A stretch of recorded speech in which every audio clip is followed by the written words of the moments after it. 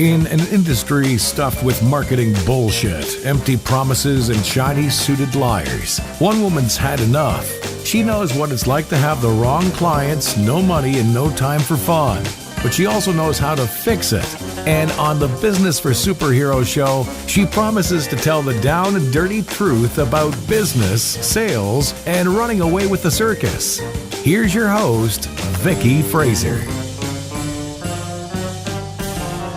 Hello and welcome to the Business for Superheroes show. I'm Vicky Fraser and this is my second take. And this is also my husband Joe, and also I'm cold. Hello. Hi. Why are you cold? Because we live in a house that's mostly made of gaps. Oh man, the people from the 1600s were really tough as, I reckon. I think the people from the 1600s actually have better insulation than what we've got right now. Yeesh. So, dingle update. Right. Oh no, first of all, we are... Cheers. Cheers. Cheers. We are drinking... Confused. We're drinking slow gin liqueur from Il Gusto. Yes. From Il Gusto. And this is the next instalment of tiny bottles of gin from my lovely client Teresa. Thank you, Teresa and Ash. Hi, Teresa and Cheers. Ash. This is delicious. Slow gin. We're drinking it neat because it's slow gin, and slow gin doesn't need diluting. Oish. Ooh. Crikey. It's tangy. It's delicious. Yeah. Right. So, dingle update. What did we... So last weekend, we didn't die, basically. We've been doing the electrics. I've been learning how to wire a house, and it's been... I'm wondering how much we should say it about this on a podcast in case, like, building rigs come around and are like, what are you doing? That's fine. We'll get it certified. You're an electrician anyway. Well, no, I've got my 17th edition, but I'm not Part P, so I do need somebody to certify it. Yes, we will... Fine. We will do that. I was going to say something else then that could get us in trouble. Yes. So we've been wiring the attic with the world's most expensive wire. The world's most expensive wire. And man, I do not want to be an electrician. Certainly not a domestic one. What a pain in the arse. Well, I tell you what, if you are ever thinking of rewiring an old house and you're going to have trouble like tracking stuff into the walls and things, because you can't because it's stone wall, or because you want things to run along the timbers and you don't want to destroy the old timbers, you're going to need to surface mount them. And to do that, you're going to need them to either look nice or kind of run them through copper pipes or something. We decided we wanted them to look nice, so we've chosen this beautiful... You can see all this on our blog, by the way, projectdingle.co.uk. We've chosen beautiful wiring that cost 50 bazillion pounds per metre. So much money. But it's a mass. It's really fiddly to get it looking nice and to do it in such a way that it's unobtrusive. And you know what? The electricians earn their money, so you will get a whopping quote from an electrician for the kind of job that Joe and I are doing now. And it's probably worth it. It's probably worth it because it's not a case of just like digging holes in walls and covering it. It's not like a new build where you just channel away at the walls and then plaster over it afterwards. No. So a little lesson in value there. And sometimes you have to see the value. And so you don't always, we're discovering that one of our friends is a tree dude, Matt. Tree surgeon, Yeah, Matt. tree surgeon, Matt. And he makes the most beautiful wooden things. His whole house is beautiful handmade wooden stuff that he's made. And it's gorgeous.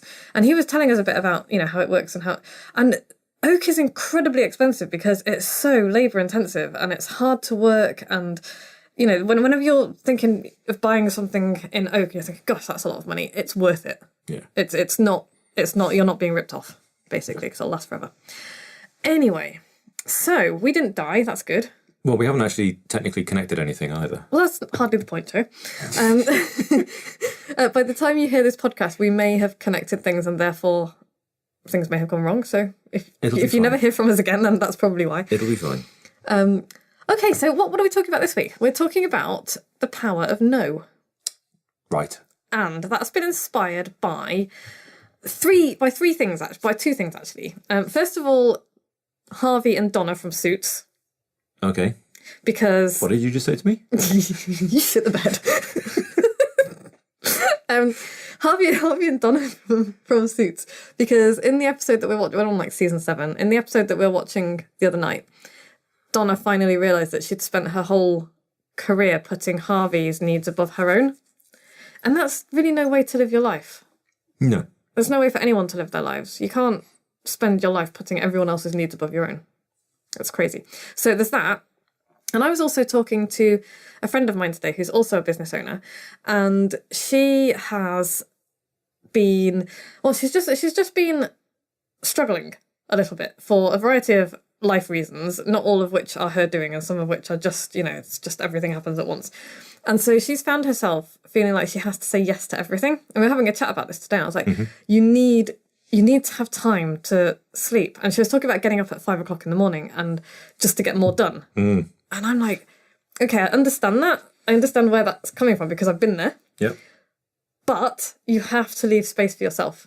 And so to say yes to everything means saying no to, well, sleep for a start. But also, saying no to other things as well. And that's what we're going to talk a little bit about today.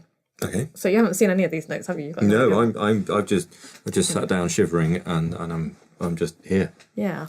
But I think it's going to be a good topic because I think a lot of business owners really struggle with this, especially business owners who are also people pleasers. And a lot of people are people pleasers because we just want to be liked. We're all taught to be nice, aren't we? Yeah. So yeah, I just want to, have you seen the film The Yes Man? No, I don't think so. With Jim Carrey? Okay, maybe. Yeah, I think it's where he either decides or is magically imbued with a power to only say yes to everything. I think we have seen it. Okay. And I like the idea behind it. It's kind of similar to Richard Branson's philosophy of screw it, let's do it. And he's Richard Branson's idea is that you say yes to things that you don't quite feel ready for yet because you'll get ready and it's too good an opportunity to pass up just because you're afraid of it. So he's said yes to stuff in the past that he is in no way capable of doing, and then he's learned. He's learned to do it, and that's part of the reason I suspect why he's so very successful. And the yes man kind of takes that a bit further, and he literally says yes to everything that comes his way. And, that's his downfall in the end because you can't say yes to everything without your life imploding or exploding. So the idea of saying yes to everything is like, well, the idea of saying yes generally, I think, is all about courage and risk-taking, and it's seen as a virtue, isn't it? Yeah, wholehearted approach to life. Yeah, get stuck in. Positive. Go and do, positive attitude. I mean, it's all about the yes, isn't it? It is. But when you start saying yes to all the things, you start closing off a lot of other stuff, not least of which is sleep and sanity, I think. All of the things that you say yes to, that everything you say yes to is a no to something else automatically, because that's, if you say yes to one thing, you've only got, does that make sense? You've only got so much time in the day. Yes. Yeah. Yes. No. No. Oh no, he didn't. It's panto season still, right? Okay. What were you going to say? I don't know. Oh, you don't like you were going to say something? It's mostly a shiver. Oh, okay. So yeah, I mean, you don't have to say yes to everything. If you're a people pleaser or in difficulties of some kind, it can be tough to say no. But that's difficult. That's difficult for people to do. It is. And do you know why? Because, well, many reasons why, I suppose, but no is like this big brick wall that you put up between yourself and other people's influence. And that can be a really scary thing to do because we don't celebrate that because it can be really misunderstood and it can be difficult to engage with it properly. So, when you say no to somebody, you feel it's almost like rejecting them. And it feels, also, I think it's very easily confused with negativity. Sure. And, both of those things, saying no and general negativity, they have similarities. So it's like you're turning away from something, you're saying no, you're shaking your head. Yeah, and, it's a strong refusal to do something. But they are totally different states inside your head. And I think that's what people struggle with. So negativity, we all know people who are chronically negative, I think. Yes. And negativity, it's like the opposite of rose-tinted glasses, isn't it? It's like mud-tinted goggles or something, goggles filled with mud. And so, the people who find problems in every opportunity and whiny perfectionists and, what else is a symptom of negativity? Oh, risk aversion, just total risk aversion. Massive risk aversion, yeah. That's a big one. I know a few people like that, and it's just like, oh, come on. And it saps your energy, doesn't it? Yeah. It saps everybody's energy because it just sucks all of the positivity out. And that's not what we're talking about when we're saying no, because chronic negativity is like this state of being. And people get themselves into that state and then they kind of stay there. They get used to it. Yeah, they're used to it and that becomes their reality. But saying no is a split second of clear choice. So what sort of things are we saying no to? What's the premise? Well, for example, if family or friends invite you to go and do something and you feel like you have to, that you're required to be there and that, you're going to feel bad if you don't go or whatever, and you really don't want to, but you say yes because of reasons. Because you've been conditioned to do so. Because you've been conditioned to do so. Or if somebody asks you for a favour that you could do, but it's going to put you out in such a way. I'm not saying to say no to everything all the time, but because I think being able to say no, yes, and being comfortable to say no when it suits you is a skill, isn't it? It is a skill. You have to practice. Because if you can't say no, then you're a people pleaser. You're just going to be dragged in every direction. Your day is going to fill up with things that don't move you forward. Other people's problems. And priorities. Favours, help. Yeah. All kinds of stuff. And this is not about saying no to everything. It's about not saying yes to everything.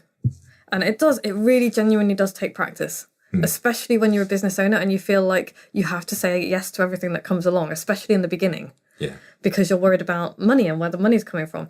But actually, what a lot of business owners don't realise, and what I learned the hard way, is that when you're saying yes to all of those things, you've got no time to develop yourself and your business and get yourself into... It's a vicious circle. You can't get yourself out of the state of saying yes to everything because you're saying yes to everything. So you're always full up and late and not making the money and pushing deadlines. And the very first time I said no to a job that came in and somebody said, "Can you do this?" and I said, "No, I can't." What was the first one you said no to?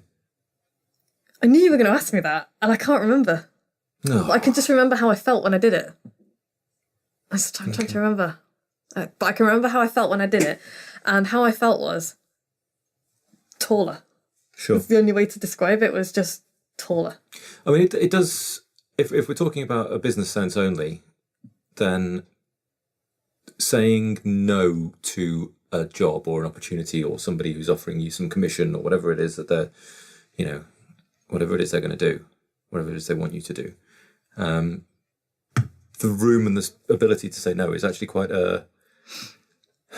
you need to be making enough money to say no to things, or you need the confidence that you will make the money if you say no. Yes. You'll make the money elsewhere. Your sales funnel needs to work well enough that this isn't the only opportunity you're going to get to earn 50 quid this month. Yes, and that's super tough to do at the beginning. Yeah. It really is. And if you're earning 50 quid a pop for almost anything service-based, then you need to book a Borrow My Brain session with me and spend 5 of those 50 quids on sorting that out. But it's you have to be, and sometimes you have to say no to something even if you do need it to give you that space, because otherwise, like I said, it's that vicious circle. Obviously, if you need to keep the electricity on and put food in front of your children, you've got bigger problems, haven't you? There are bigger problems then. Yeah, I'm a big fan of do what you need to do. I've talked to a few people recently who are like, I feel like I need to take a job and I feel like it's a step back. And my reaction has been, well, you're going to learn a lot on this job. You're going to get a lot of skills. You're still self-employed, kind of, even though, you're working for somebody else. So it's not a step back, it's a step sideways. Yeah. And you've got to do what you've got to do. If you've got, big debts to pay down, pay those bloody debts down. Do it as quickly as you can, because then that will give you the space to do the things that you want to do. You need the space to move forward, and, the ability to say no is quite a privilege. Yeah. I think. It is, and it comes from a real position of confidence and strength as well, to be able to say no. And you don't have to be rude about it and burn your bridges. You can do it gracefully. It's like, no, thank you, I don't want this job. However, can I introduce you to this person? Yeah.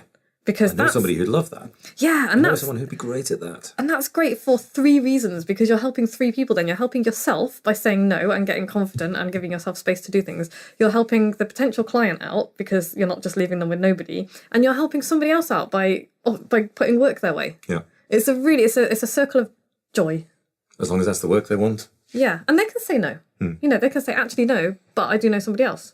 And if repeated people say no to your requests, it might be because your request is either ridiculous or not worth doing. Yes. So, no is a second of clear choice. It's not chronic negativity. It's not a chronic state of negativity. It would be very easy to fill, certainly your day, if you said yes to everything and every opportunity you tripped over, then you would have no time to develop your own business. You'd have no time to develop your systems. Your websites would go out of date. You wouldn't You wouldn't work on your own business. You wouldn't develop anything. You wouldn't learn new stuff. And really importantly, you will lose respect for yourself. Because you're in real danger of being walked over by people. If people know that you're going to say yes to everything, they will keep asking, because that, not because they're nasty, but because that is the nature of people. Because they need something doing. Yeah, that is the nature of people. It's like, you know, if you're constantly running to the rescue of somebody who makes the same mistake over and over again, you're actually not doing them any favors.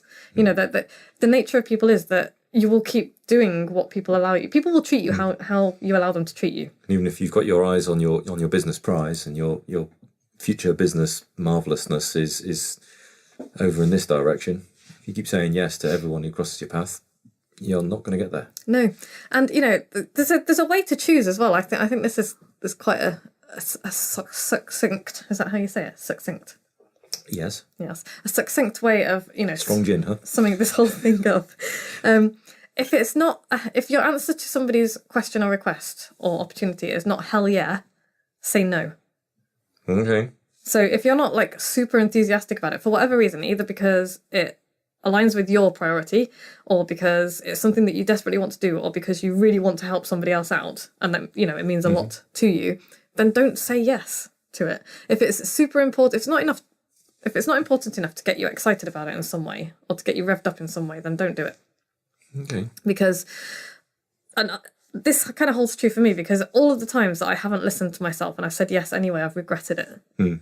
Because when you say yes to something you don't want to do, you hate what you're doing for a start. You will hate it and resent it. You will resent the person who asked you to do it, because you'll put your choice to say yes onto them. Yeah. Because again, it's human nature. And you hurt yourself. You know, you're hurting yourself by taking time and energy away from things that you could be doing. So what have you said yes recently to that you shouldn't have done, Joe? Ooh.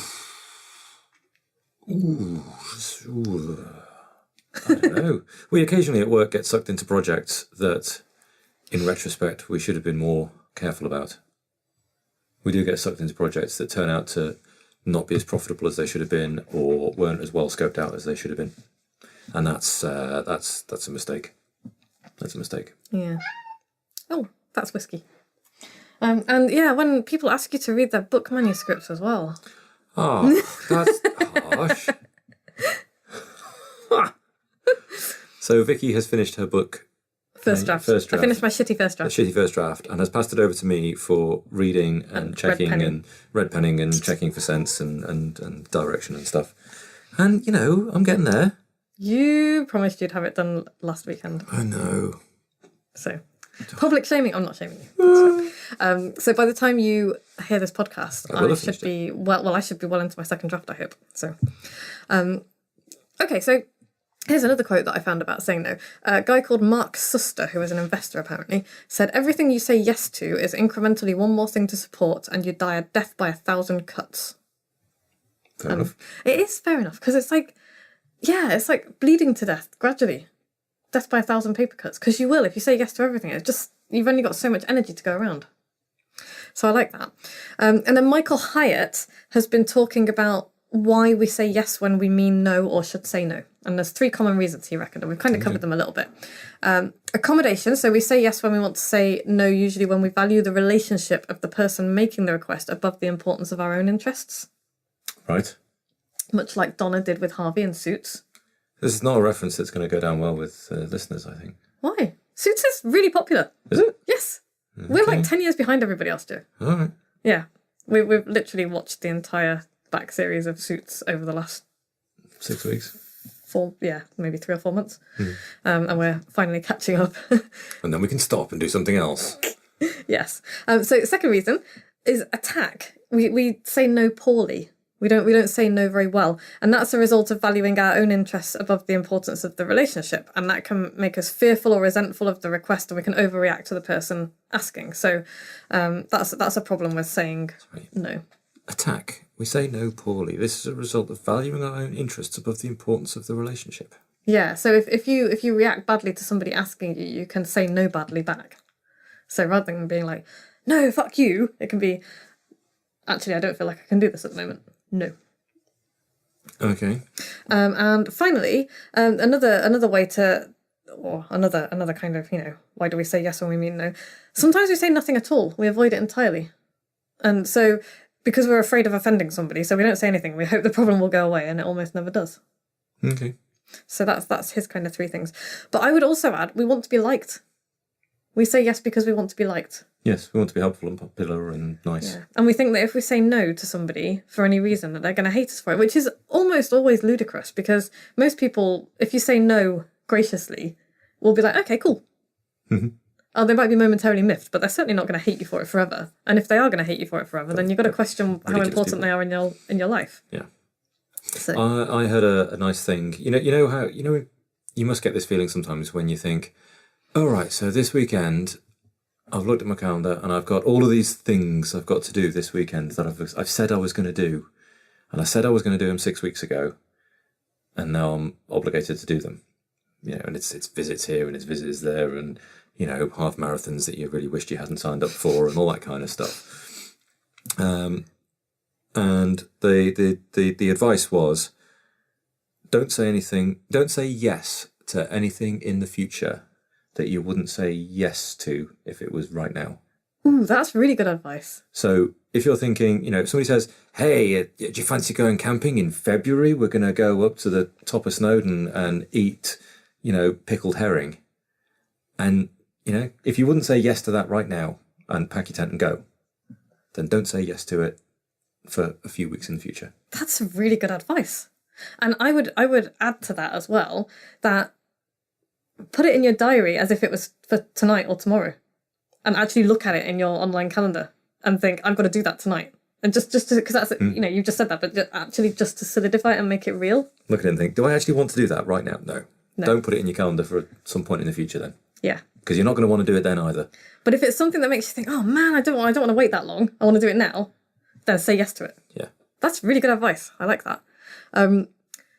Okay, so the other reason I think that we say yes to things, as well as we want to be liked and all of that other stuff, is that it's actually really fabulous to be asked to do something by somebody. Because it means that they trust our judgment, they trust our abilities and our skills and all the rest of it. And so it can be like, it makes you feel good. And so you feel like, oh, I should say yes to that because of, because they feel like I'm good enough. But you don't have to say yes. It's like you can feel good about being asked and then pass them off to somebody else. Yes, and then not say yes. And then not say yes, yeah. And self-doubt can make you say yes as well. Lack of confidence. Lack of confidence. I have been there. I am always working on too many things. And, I've just been... Actually, I can tell this story. I literally, today, just has arrived a postgraduate prospectus for the University of Warwick. Now, I genuinely do want to do a master's, but I suspect that part of the reason that I've got this prospectus is because I've been feeling a little bit insecure about something, and I feel like I should have some kind of a qualification in it. And I don't, the logical part of my brain knows that's not true, and it's all coming from in my head, and it's, it's an issue that isn't real. But the other part of my brain is like, oh, I feel like I should have this qualification. And I would like the qualification, which is why I'm probably going to do this at some point. But I'm probably not going to do it this year because of all of the other things that I'm doing. I'm going to create a life that gives me space to do it. Yes. When I can give it the time to do it. Yeah, don't just cram it in there and then regret it. Yeah. And the other reason I've got the prospectus is because I really miss studying. I bloody love studying. So saying no actually opens other doors for you.